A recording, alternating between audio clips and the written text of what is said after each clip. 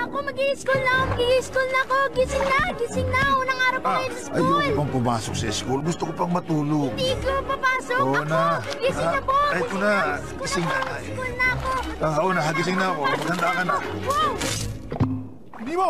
mag-school na ako. Huwag kang gagalaw! Huwag, di mo! Hindi mo yan kaya mag-isa. Ako na lang.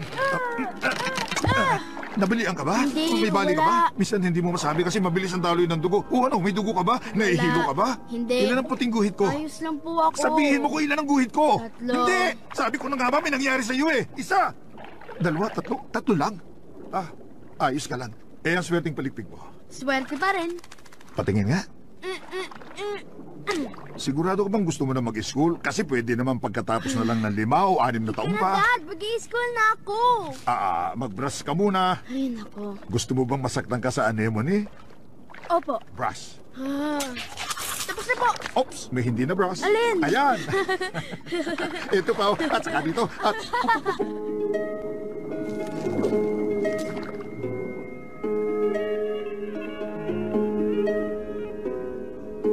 Excited na tayo.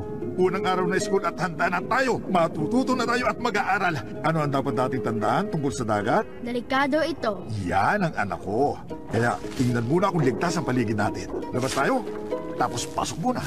Labas ulit at pasok ulit. Tapos isa pa, labas at pasok ulit. At minsan kung gusto mo 4 na beses tayo Dad! O sige, alis na tayo. Dad, sana may makita po akong pating sa school. Parang malabo yun, anak. May nakita ka na bang pating? Wala ba at wala akong balak. Gano'ng katanda ang pawikan? Mapawikan? Hindi ko alam. Sabi kasi ni Sandy Plankton, ang mga pagong daw po.